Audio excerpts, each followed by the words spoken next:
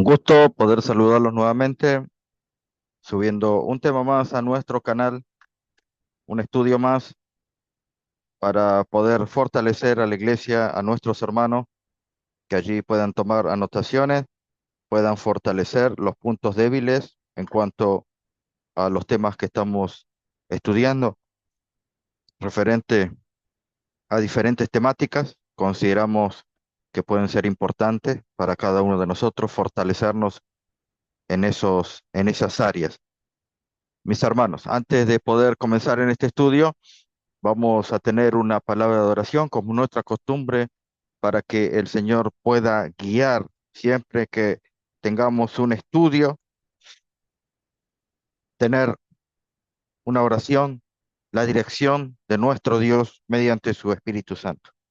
Santo Dios, Santo Padre, agradecido porque tú nos sustentas mediante tu gracia, mediante tu consolación.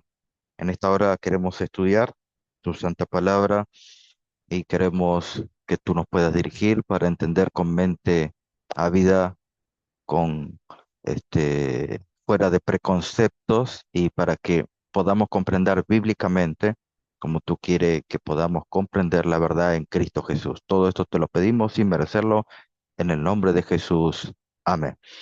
Bueno, vamos a entonces a compartir el tema que tenemos en esta hora con ustedes.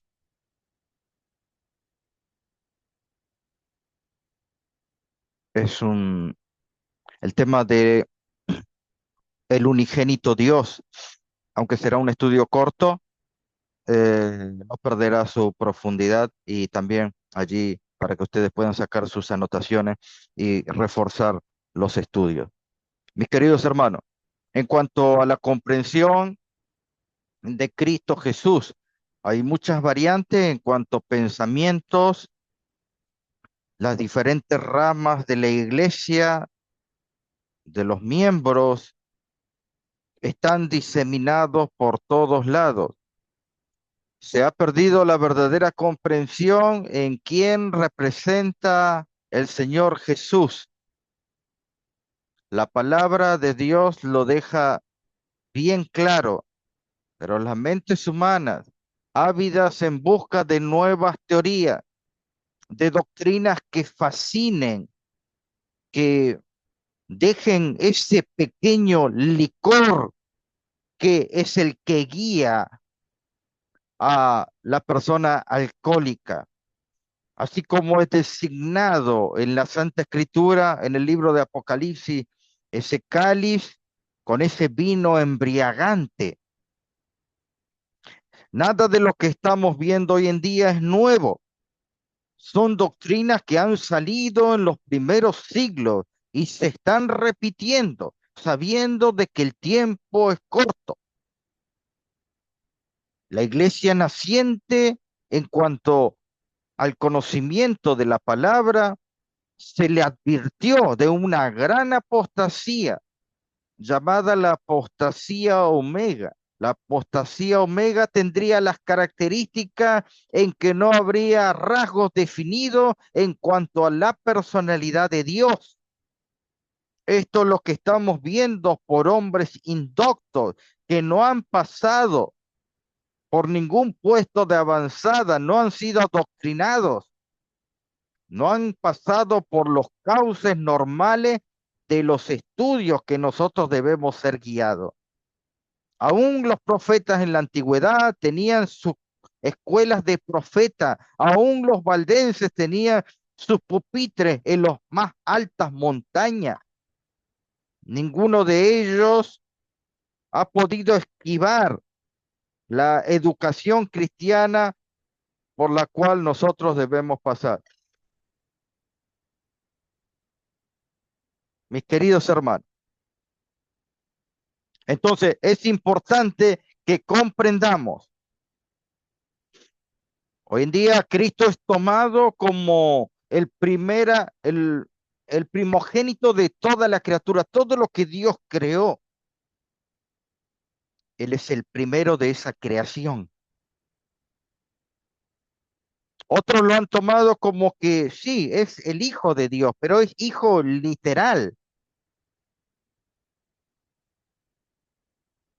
que en un tiempo que no se puede medir con cómputos humanos, pero sí pueden medirlo en su mente, las personas allí vacilan en una exégesis profunda, dando a entender que Cristo tuvo un principio.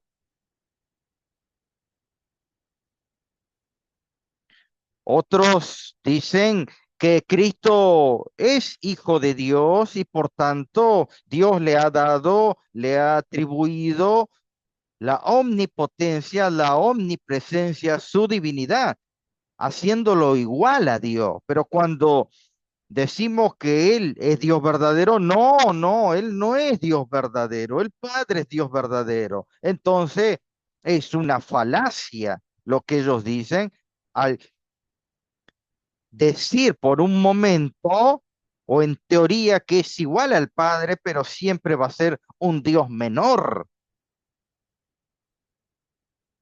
Estas confusiones han llegado. Otros toman ciertos pasajes de la Biblia rompiendo reglas de exégesis.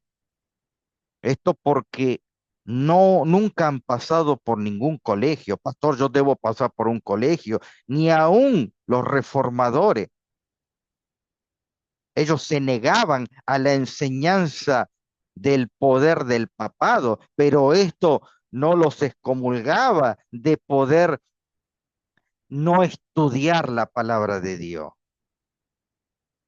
Aún ellos eran profesores, aún ellos pasaban por por las mismas escuelas que el Señor ha dado. Busquemos en la Biblia, busquemos en el espíritu de profecía y notaremos que estos principios nunca se han perdido. Mis queridos hermanos, estas cosas no deben acontecer. Por eso que queremos mostrar realmente qué significa el unigénito Hijo de Dios.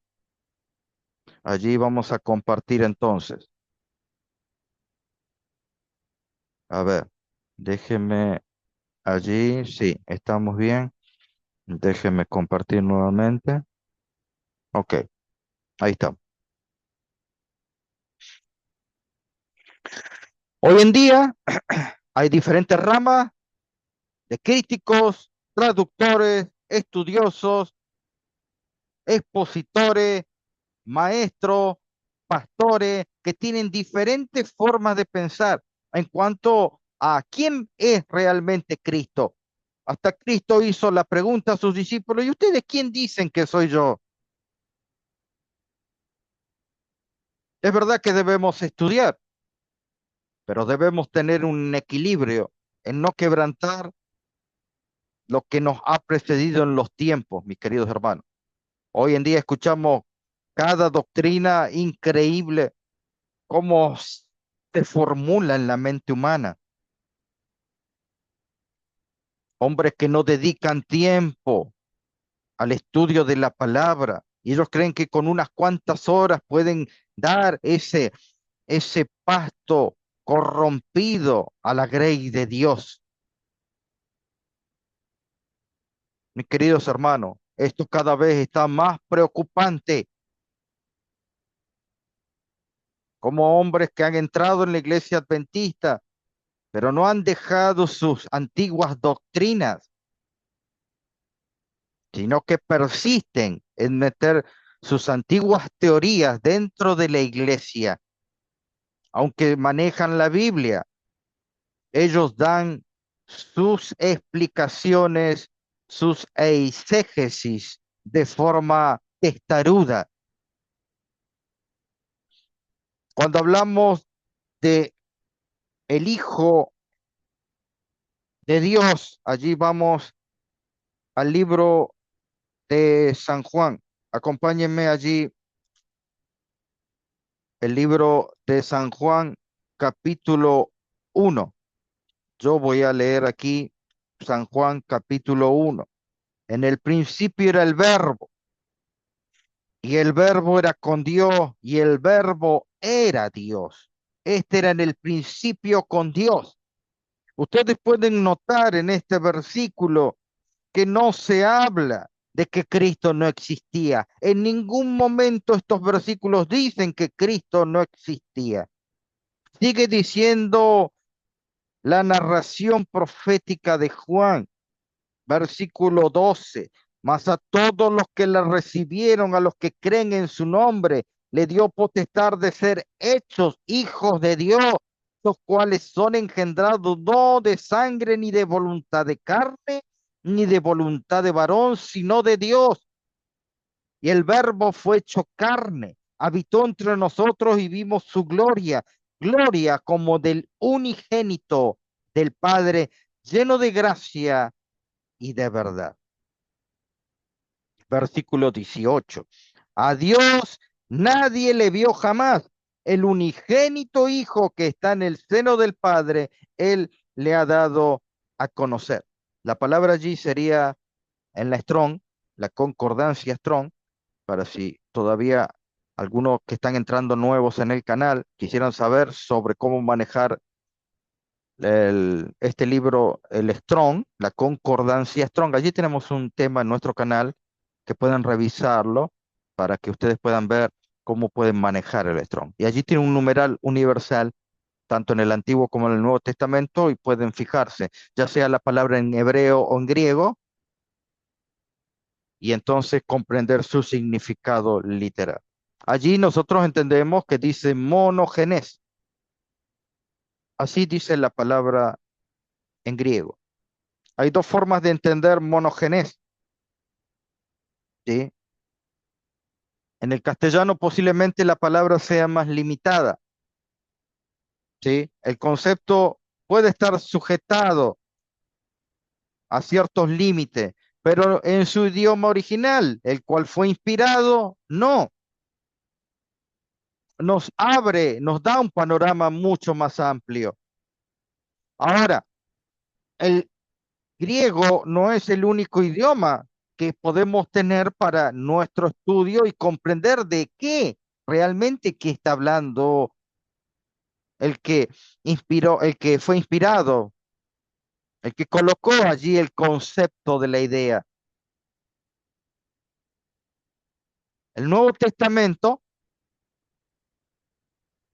coloca en griego monogenes, y entonces hay muchos hermanos que, y hasta yo lo voy a decir y siempre me dicen lo mismo, yo le digo, hermano, a veces para ciertos temas delicados hay que hacer una exégesis, y allí muchos hermanos que son estrechos en pensamiento, que no entienden, sino que en vez de buscarle la vuelta, que uno está dando un consejo para que ellos puedan entender con más facilidad el concepto, se cierran, hermano. Y entonces nosotros en ciertos temas conflictivos, a veces es necesario la exégesis. Y entonces los hermanos allí se ponen tercos, ¿sí? Se endurecen su corazón y su mente, y ellos dicen, ¿pero qué acaso yo para ser salvo tengo que conocer griego y hebreo? No, no, nadie está hablando que para que usted sea salvo. Eso es tergiversar la idea del exponente que usted está viendo en el video. Nunca desde este ministerio instamos a que usted tenga que saber griego y hebreo para salvarse. No, no, pero si usted está enseñando, usted está haciendo una enseñanza pública y usted está diciendo que monogenes es el único que tiene los mismos genes. ¿De dónde saca eso, hermano? Si el griego no dice eso. Podemos entender que el Textus Receptus fue escrito en griego y fue escrito en latín.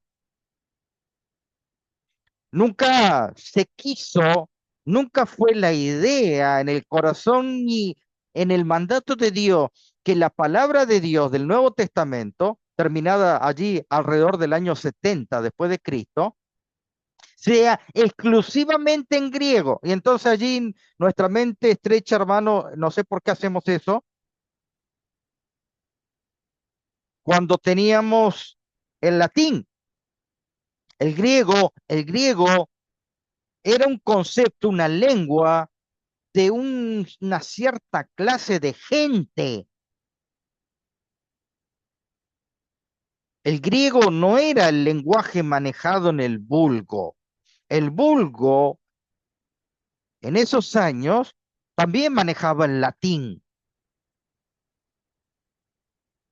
Dios preservó luego del griego, preservó el latín. Fue la lengua que usó, que designó Dios para ser preservada su palabra. Y lo pueden buscar en el, aunque yo no digo muchas citas de Elena de White, que queremos apuntar siempre a algo más bíblico. Pueden leer en el conflicto de los siglos. Los valdenses fueron los primeros que tuvieron en toda Europa un primer texto del Nuevo Testamento completo, original, como venía de Antioquía. Pero algunos hermanos dicen, no, no, porque en el griego no está. No, no, hermano, el griego no es la única lengua que escogió Dios.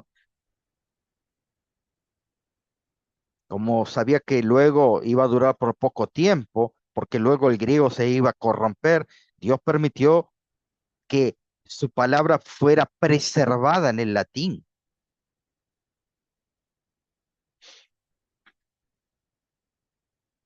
Así que el concepto, para entender más de lleno, el concepto de monogenes, tenemos que entender el griego y tenemos que entender el latín. Y entonces, en estas dos perspectivas, vamos a entender lo que quiere decir unigénito. Y si luego entendemos el concepto del griego y el latín, vamos a entender si en el castellano lo han traducido bien. Porque de tal manera amó Dios al mundo que ha dado a su Hijo unigénito, para que todo aquel que en él cree no se pierda, mas tenga vida eterna.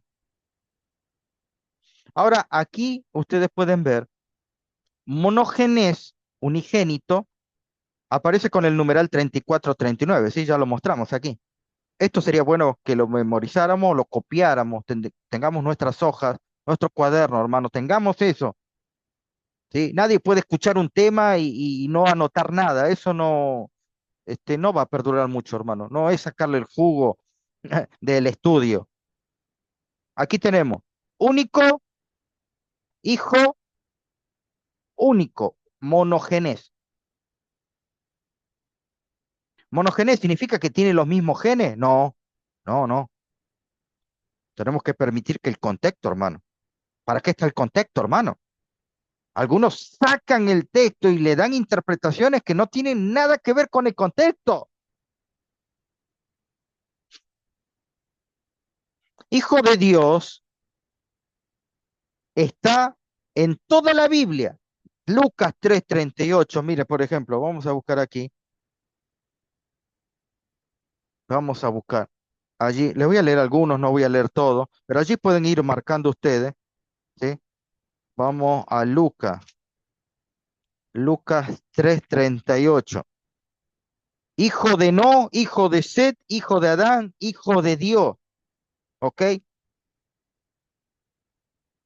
Nosotros a veces creemos que cuando habla de Jesús ese era el único. No, no, hay en la Biblia habla mucho de hijo de Dios. Éxodo 4:22.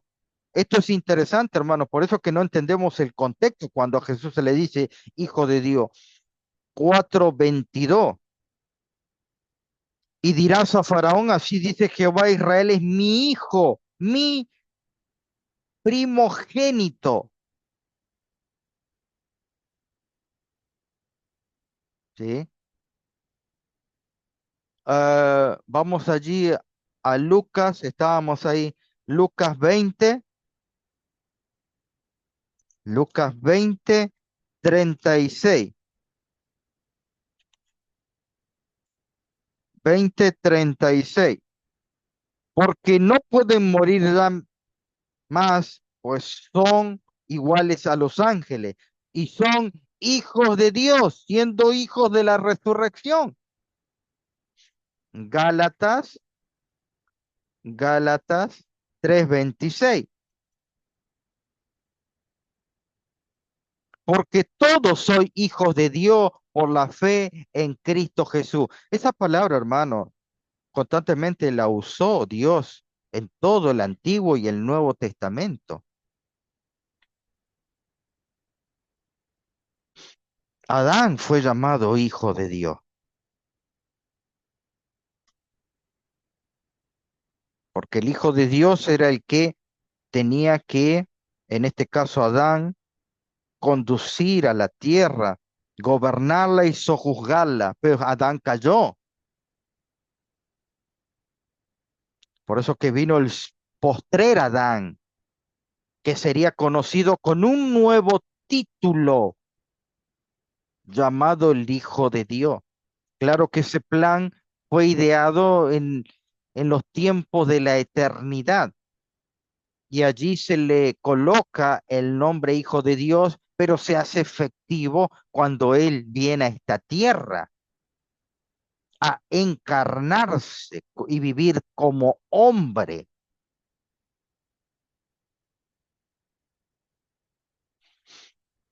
Aquí vemos otro texto donde dice hijo unigénito, hijo monogenes, monogenes.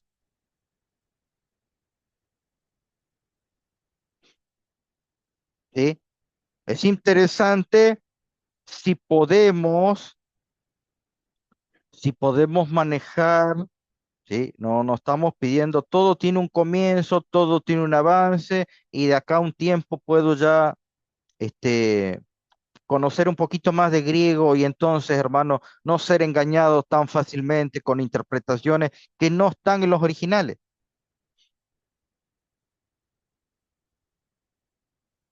Aquí tenemos una políglota. Cuando hablamos de una políglota, es una Biblia que tiene varias versiones en varias lenguas. Puede tener inglés, puede tener una vulgata, puede tener griego, puede tener hebreo, puede tener la Septuaginta. En este caso, esta tiene un lenguaje sirio. Son como 5 o 6 versiones de Biblia, esta políglota. Recuerden que las políglotas fueron inspiradas en el gran trabajo allí en Orígenes Adamantius que hizo su tan conocida Exapla, una obra tremendo. Tenía dimensiones considerada grande, era un códex que luego con el tiempo se perdió, pero tenemos información de que tenía 6 versiones de allí de escritura. En esta versión, tomando de San Juan 3:16, el unigénito, filium unicum. Acá, sí, donde está el índice. Unicum.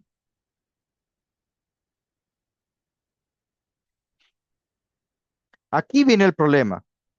Ahora vamos a entrar tanto al griego como al latín, porque el Tectus Receptus, que vino de la mano de Erasmo de Rotterdam, lo tenemos en griego y tenemos en latín. Hermano, cuando yo hablo del Tectus Receptus de Erasmo, no, ustedes no se centralicen, no se focalicen siempre en el griego. No, debemos tener una vista más amplia. El Tectus Receptus no solamente fue en griego y latín, también hubo en alemán, hubo el habla hispana, hubo en italiano, hubo en chino. Hermano, no nos cerremos. Y la vulgata, la lengua de los valdenses. Eso fue lo que tomó Erasmo. Erasmo cuando hizo el Tectus Receptus, el nuevo novum instrumentum, como le llamó el texto de 1516, él no quiso una Biblia en griego. Hermano, ¿de dónde sacamos esas ideas? Él quiso que la Biblia tenga varias versiones, hasta hay Biblia con tres versiones. ¿Por qué? ¿Por qué? Porque él quería que ustedes comparen, que manejemos todas las traducciones posibles que podamos tener. Si es el latín, el latín. Si tenemos griego, griego. Si tenemos hebreo, también. Y si tenemos inglés de la King James, porque la King James proviene del texto receptivo, hermano. ¿O por qué lo dejan de costado? Ahora, en este caso, el unigénito, aquí le pone unicum, pero otras versiones no le ponen unicum. Mire, Dios, filium, unicum.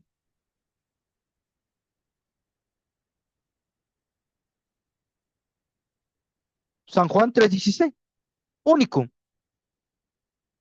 ¿Y qué tiene que ver que diga pastor único? Ah, porque el latín se ha desvariado, se ha corrompido. Las Biblias que hoy en día están inundando las casas publicadoras, por nombrar Peniel, una gran línea y casa publicadora pentecostal, donde la mayoría de Biblias consigue ahí nuevas versiones que vienen de esa, esta, como le diríamos, yo le diría masa madre, que fue la Vulgata de Jerónimo. El papado le encargó a Jerónimo de Estridón que haga la Vulgata, no la Vulgata de los valdenses, la Vulgata católica, que hasta el paso de los siglos es la Biblia oficial que posee la Iglesia Católica. Ha, ha- transcurrido los años, ha soportado fuego, calor, frío, la Vulgata de el pontificado. En la época del oscurantismo, cuando se quemaban las Biblias del Textus Receptus de los reformadores, ¿ustedes creen que en esa pila de Biblia se colocaba la Vulgata del pontífice, la que había inspirado Jerónimo de Estridón? ¿Ustedes creen que estaba en la pila de fuego? No,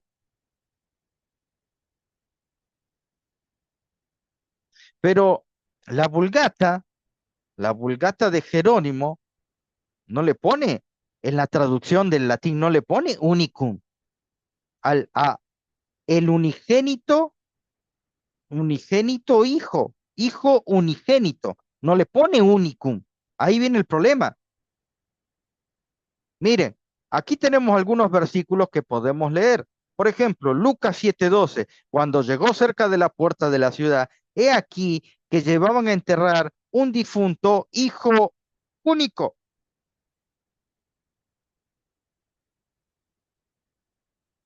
de su madre, la cual era viuda.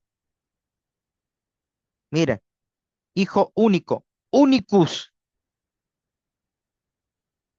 Y acá que dice en el griego, monogenes.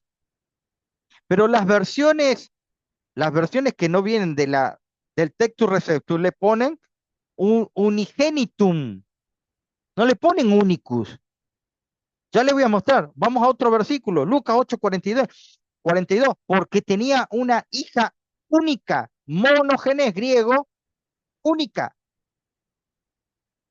Vamos al otro, Lucas 9:38. He aquí un hombre de la multitud clamó diciendo, maestro, maestro, te ruego que vea a mi hijo, pues es el único hijo, hijo, acá tenemos hijo único, filium unicus. Nos dice un unigenitus. Cuando tomamos un diccionario, latín-español, cualquier latín, hasta puede ser bíblico o no bíblico, vamos a ver lo que dice. Hay dos formas de decir único, unicus y unigenitus. Entonces, cuando nosotros leemos unigenitus, que no es la palabra que se debe poner en latín y la cual luego interfirió al traducir el castellano.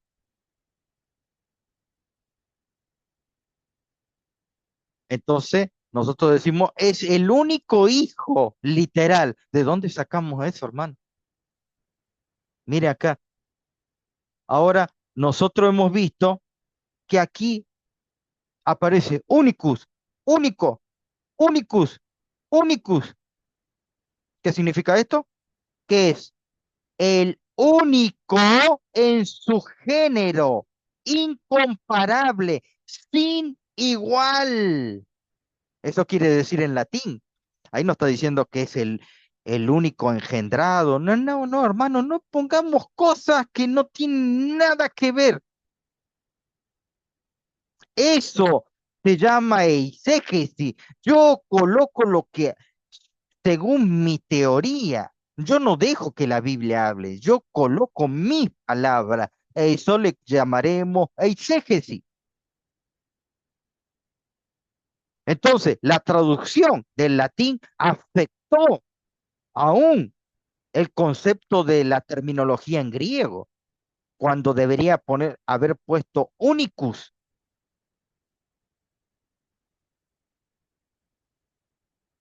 El uso de monogenes en la literatura griega antigua. Flavio Josefo escribe en su libro Antigüedades Judías, el libro 2, pueden buscarlo ustedes en su original, no sé si lo van a encontrar en su original, yo aquí se lo estoy mostrando, ahí aparece monogenes. ¿Y qué quiso decir Flavio Josefo? Ay, hermano, ustedes saben de qué año es, ¿sí? Él no es del siglo XVIII. Y entonces podemos entender, hermano, que Flavio Josefo, cuando utiliza la palabra monogénese, él está diciendo que es el único engendrado, el único que posee los genes. No, no, no. Es decir, el amor de Dios, el amor de Dios que es monogénese, es el amado,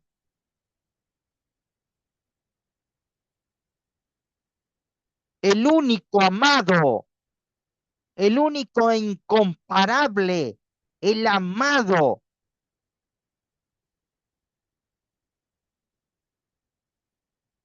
No tiene nada que ver con la existencia de él. No, no, no, no, no, no, no. No tiene nada que ver con eso, hermano. Juan no está hablando de eso. Él está diciendo que es el único amado.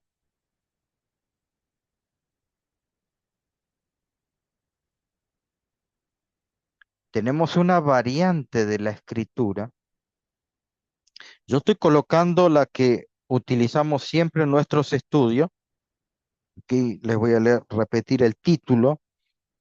Estoy usando aquí, hay varios, pero yo siempre lo nombro, hermano. Por ahí hay personas nuevas, hermanos nuevos.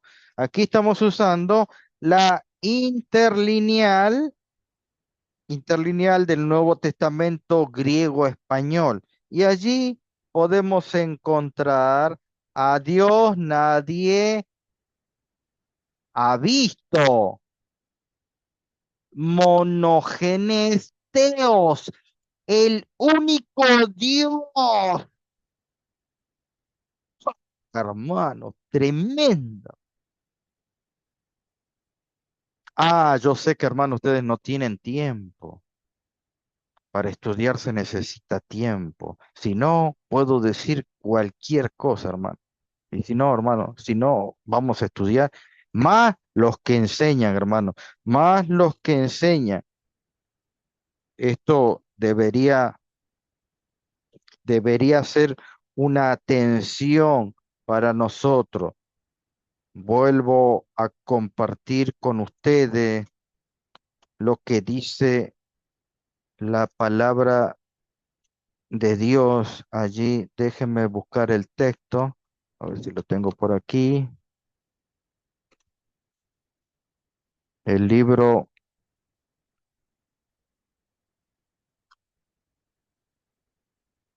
capítulo 3, Santiago. Hermanos míos, no os hagáis muchos maestros, sabiendo que recibiremos mayor condenación. Hermano, como yo siempre digo, y con toda la franqueza, cualquiera se pone un video hoy en día y empieza a explicar sin haber sido alumno. Colóquese en el colegio y déjese llevar por la escuela de Cristo. Hay muchos libros de la hermana White hablando sobre la verdadera educación, que no tiene escapatoria, nada lo avala, para que andemos siendo neófitos, como primerizos en la, en la escuela de Dios. Aquí entendemos que se coloca que es el único Dios verdadero, como dice otro texto.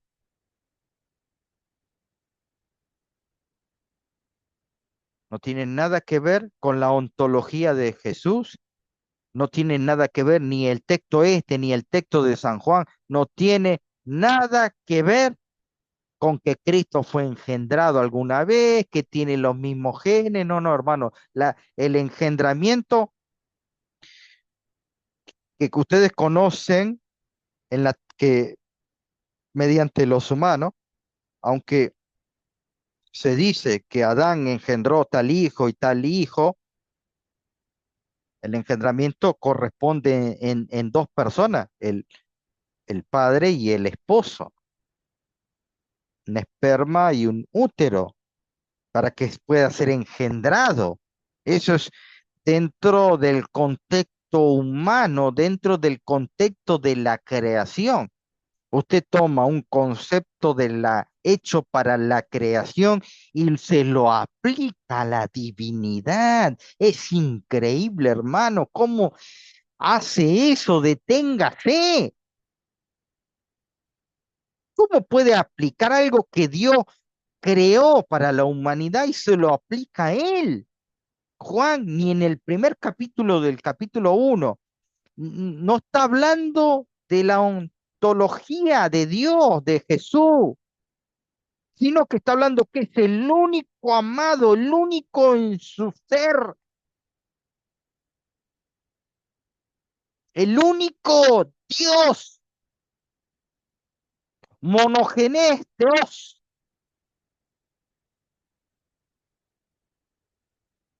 Ah, pastor, pero usted tiene solamente su interlineal. No, no, busquen en otro, busquen donde quieran, hermano. Aquí tenemos 1:18. Monogenes Dios, único Dios.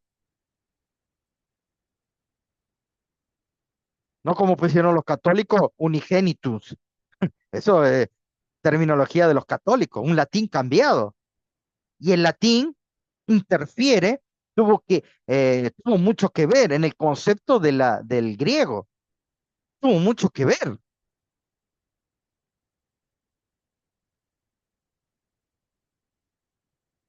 Ahí lo pueden ver. Cristo, ¿qué es Cristo? El unicus theos, monogenes theos. Ahora se entiende el concepto. El único Dios, el único Hijo de Dios, donde cayó Adán, luego continuó él, el que conoció la victoria, el amado, el único Dios verdadero. Hay otros conceptos en la Biblia. Jesús no es el único monogenes. Sí, según su contexto, claro, se usa la palabra monogenes para describir al hijo de Abraham, Isaac, el hermano menor del primogénito de Abraham, Ismael, y demuestra que monogenes no puede significar unigénito.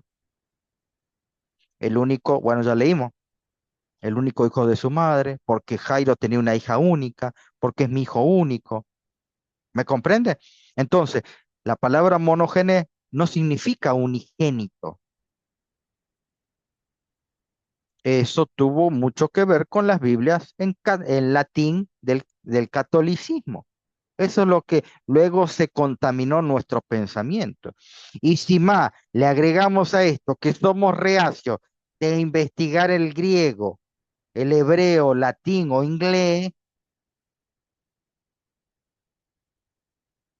entonces, hermano, no enseñemos.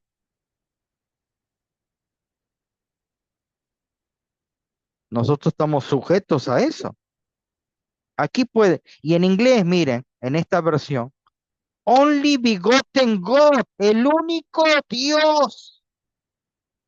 ¿Quieren más claro, hermano? Más claro, ¿quieren? Único Dios. Mm, increíble, hermano. ¿Recuerdan la llegada de Dios allí cuando se le dio la promesa? Claro que Abraham tuvo un único hijo, pero el que engendró no fue solamente Abraham. El engendramiento se da entre Abraham y Sara. Mira aquí el texto, lo podemos revisar. Mateo, Mateo 1,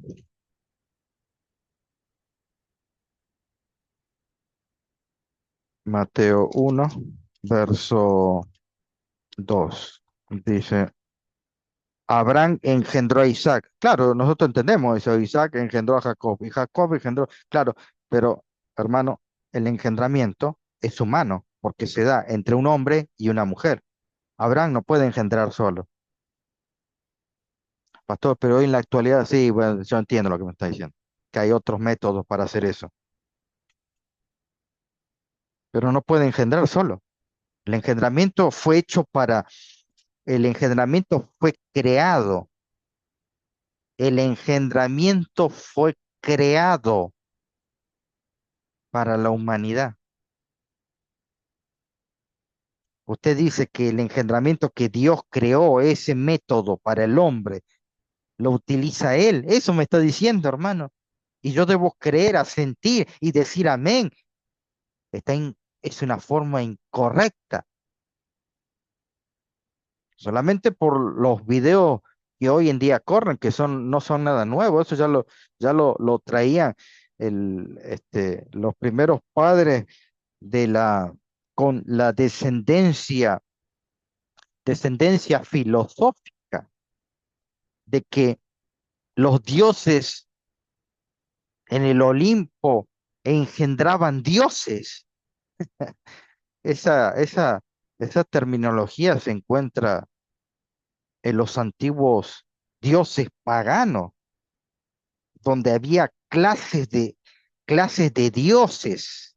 Obviamente estamos hablando en el ámbito mitológico, donde dioses engendraban dioses de menos poder, de diferentes rangos, dioses de muchas, múltiples cabezas, múltiples brazos, y había líneas según el rango y el poder. De eso me está hablando, hermano, de todo ese concepto filosófico pagano, donde los dios, ¿qué diferencia hay entre los dioses paganos y cuando usted dice que el Padre engendra al Hijo? No, hermano, es que Dios no es hombre para usar un método así. Jesús es el único Dios verdadero. ¿Qué significa eso? Que Él no debe su existencia a nadie. El Padre no debe su existencia a nadie. Y el Espíritu Santo no le debe su existencia a nadie. Y ellos, Elohim, son Dios. No puede haber Dios sin Cristo. No puede haber Dios sin el Padre. No puede haber Padre e Hijo y no esté el Espíritu Santo. Ya no hay Dios ahí, hermano. porque Dios se da en el concepto de Elohim, una unidad de tres personas. Usted quita alguno, ya no hay Dios, no existe, porque no se permite. Ellos han llegado a esa unidad para ser incomparable ni aún con los seres y dioses de la mitología pagana, griega, fenicia, china, póngale los nombres que usted desee. Es un Dios incomparable que trasciende aún lo conocido. Por eso que Jesús es el unigénito Dios, incomparable, el amado, el único, unicum Dios, monogenes Dios. Gracias por estar acompañándonos en esta hora. Acompáñanos si te gustó este tema, comparte el tema, déjanos tu like, déjanos tu comentario, hermano. No te vayas sin dejarnos tu comentario, no te vayas sin dejar el like, hermano. A veces nosotros estamos acostumbrados a mirar los temas y no dejamos like. No, hermano, acá el evangelio tiene que progresar, hermano. Y no me voy a cansar de repetirlo. Nosotros tenemos que contribuir, no podemos ser espectadores, hermano. Nosotros debemos ser hacedores de este evangelio. Yo no puedo tampoco trabajar solo, hermano. Necesitamos de los hermanos de la hermandad. Es un cuerpo. En la cabeza es Cristo. Ayúdenos a compartir este tema. Deja tu like. Suscríbete para que cuando subamos un tema te anuncie tocando la campanita y déjanos tu comentario y tu like. Vamos a orar. Santo Dios, Santo Padre que estás en los cielos. Agradecido, Señor, por las muchas bendiciones que tú nos has dado en esta hora, que nos has acompañado. Que todo este estudio pueda entrar en nuestro corazón y podemos actuar según esta luz de una forma mansa y humilde. En el nombre de Jesús te agradecemos. Amén.